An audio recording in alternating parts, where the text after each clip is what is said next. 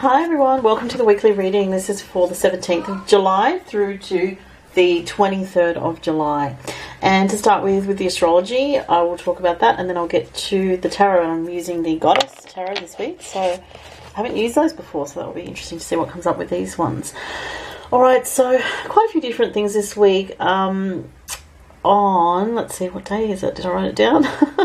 The sun's moving into Leo. We're getting into Leo season. I'm just trying to see where I wrote that down. Oh, it's on Sunday. Okay. So towards the end of this week, we move into Leo season. Yay. So if you have a Leo in your chart, you know, sun, moon, ascendant especially, or Venus or Mars in Leo, it's going to be a bit more of an energized time for you rather than having the Cancerian energy, which is very, very emotional and very sensitive and can make you feel like hiding away with this energy or just staying at home. With the Leo energy coming in, it's much more of a flamboyant, creative, fun energy, and it can be a little bit egotistical, so just, you may have to watch out for egos flexing for those people that you personally know that have a big ego. You might have to watch out for those people with the Leo energy coming in. But otherwise, it's a good energy. The sun is very well placed in Leo, so from Sunday this week, I feel like the energy lifts quite significantly. And so happy birthday also to all the Leo sun people out there.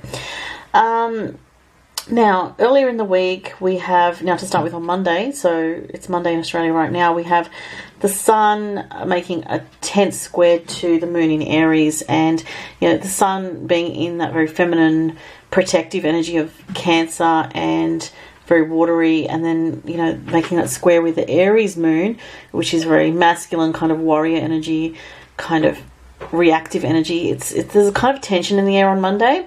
And it continues, tension in general continues through to Wednesday for different reasons. We have on Wednesday, actually it starts on Monday. Let me just double check that. I've written it down, but let's see.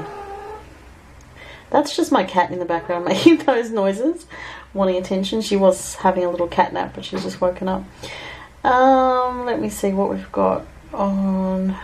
So Venus in Gemini, yeah. Okay, so from Monday, really, we could say Venus in Gemini is approaching a square aspect to Neptune in Pisces, and it will be exact around Wednesday. So what I would say with this is there is some kind of confusion around information and having the correct information, because Venus in Gemini is about, communication and information, and Venus is about value of information. Venus in Gemini. So there's something about wanting the correct information but not quite having it, and there's some confusion going on. It could be in your life in general. It could be just, generally in what's going on in the world as a sort of more global thing. And Thursday, there's a couple of things. You have the moon in Gemini then making a square to Neptune, so the confusion continues, unfortunately. So if there's anything that's going on in your personal life, especially if you are a mutable sign, if you have Gemini, Sagittarius, Virgo or Pisces, if you're feeling any confusion this week, I would expect it to clear up around Friday. Okay, so just something to pay attention, especially for the mutable signs, and especially if you're a Gemini or Pisces. So, yeah, Thursday, moon in Gemini square, Neptune, confusion again. But another thing on Thursday that I'm a bit wary about is that Mars going to the anaretic degree, which is the critical degree, 29 degrees of Cancer. And as I said, this whole time, Mars is not that well placed in Cancer. The energy doesn't express its drive very well in Cancer. You can suffer from procrastination and feeling more tired than usual, things like that, and just feeling not as go-getting as you normally would. But once Mars moves into Leo on Friday, things should perk up as well. So from Friday, Saturday, Sunday, I think the energy definitely starts to lift. Firstly on Friday because Mars is going into Leo, and then on Sunday with the Sun going to Leo. And just a general theme sort of in the background there building up, but it's not exact until a couple of weeks, is Jupiter in Libra square Pluto, which we're having again. So because Pluto is going retrograde and Jupiter is going direct now, they're coming together, and that's causing tension between, Jupiter and Libra is about justice issues in the world, where there's justice and equality, all issues relating to that. And then Pluto and Capricorn is the current status quo and the current authorities of the world. So you can see all this type of thing happening in the world where there is a lot of injustice. There's a lot of crazy stuff going on in this world that we live in, and it's almost like the Jupiter square Pluto energy is almost trying to help us to work out, you know, what is right, what is truly fair and equal for people in general. That's part of, you know, what that energy could be about there. But as I said, that doesn't get exact until, let me just double check here, around August. Okay, so, you know, in a couple of weeks time. And when it goes exact, that will be kind of, you know, a sort of more of a peak of energy. And that sort of is interesting because that comes into when we have an eclipse coming up on August 7th in Aquarius. So interesting times coming up. Let's have a look at the cards for this week. So I'm going to give them a really good shuffle, and just as I'm doing that, I'll just let you know, if you would like a personal reading with me, just follow the links to my online store. I am pretty heavily booked at the moment, so turnaround time can be up to 12 business days, but as I've said before, I do a very high quality reading, so it's worth waiting for. You do get a lot of detail in a reading with me, and you can have a look at my reviews as well, which is, you know, I've read for customers, for people all over the world, and I also read for clients locally over the telephone as well. Alright, so let's see what other energies for this week. Oh, I wanted to go back actually. Sort of went a little bit quickly. There's something over here. This one, I think. No, this one. Alright. Shuffle a little bit more. It's popping itself out.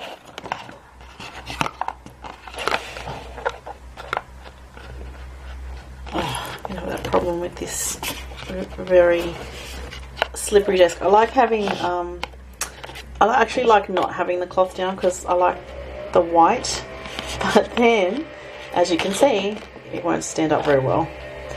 So I might just have to use something like my tarot pouch there. And I apologise for the noise in the background. I think someone's just started a leaf blower, which you get a lot of around here. And let's see. I hope it doesn't come out. That doesn't come out too loud.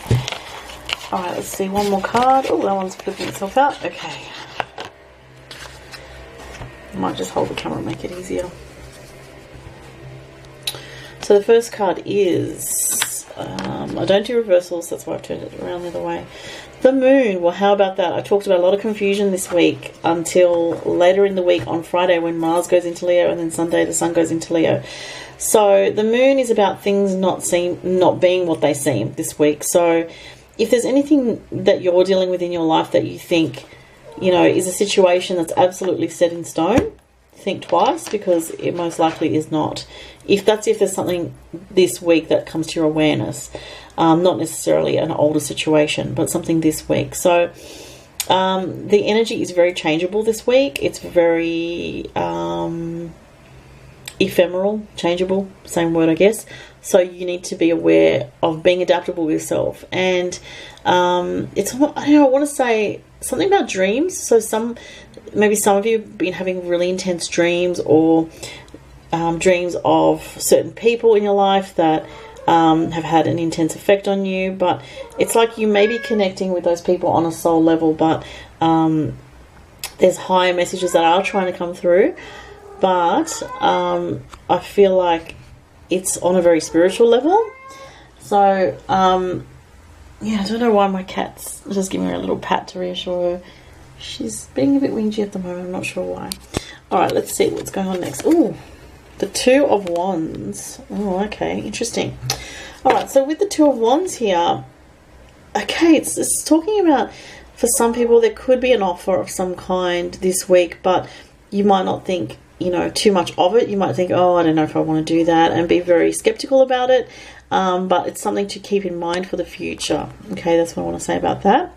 And for other people, there's a feeling of, this could relate to someone that has a business, has their own business. It's like maybe things are a little bit slow because I'm really focused on the turtle there. You can see she's standing on a turtle.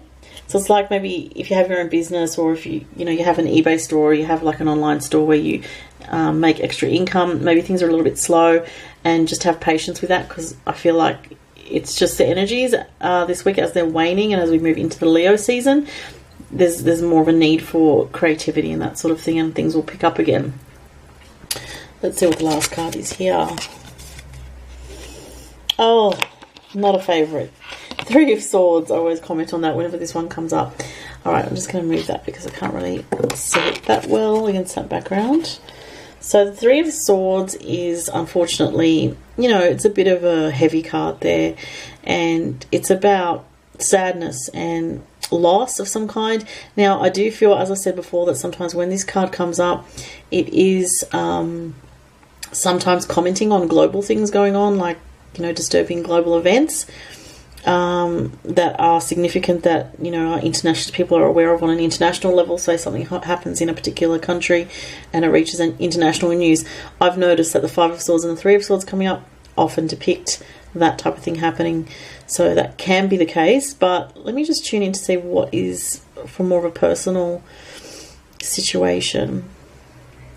I'm just getting general difficult feelings, like people have been going through very hard times and feeling very tired and feeling very drained. That's what I'm getting. And so if you're one of those people that has been feeling that way, one of the things you can do is you can look at where you're too attached to the past, or things that haven't worked out in your life, and you may be feeling drained because you're too much thinking about the past, and that would relate because we still have a lot of Cancerian energy, as I said, until Friday. When Mars moves out of Cancer. So Mars on the analytic degree of Cancer on the Thursday can really bring out sort of this heaviness or this sadness or regret to do with the past, or, feeling of loss about people that, you've had to move on from, regretfully, because of sometimes even their actions have not been good for you. They've been toxic for you, and it's weighed heavily on your heart. It's a card of heartache and heartbreak. So I really feel this is to do with the past when I look at this, and I feel like there's some kind of opportunity to really let go of the past this week. And with the Swords, I want to say cut those cords, cut those psychic cords with people that have, maybe they have been soulmates, but they've been people that have tested you and have not been good for you. Soulmates can sometimes be also people that you have a karmic, history with, a karmic connection with from past lives, and they're not always pleasant experiences. Sometimes they're quite traumatic, or they're mixed with, very mixed emotions of love and despair. So it's a very intense card in that way, but twofold meaning here. Globally, there could be something this week that flares up with that anaretic degree on the Thursday, that 29 degree of Cancer, but also it can relate to personal issues from your past, people from your past that you just really need to cut those cords with psychically and spiritually, so that you can feel that you can truly move on with your life. And it's about also something that's held you back and hasn't been good for you. You need to get it out of your system. Alright, so that was the message for this week, everybody. I hope you enjoyed the reading, and I look forward to doing the reading again next week. Have a great week, everyone. Bye.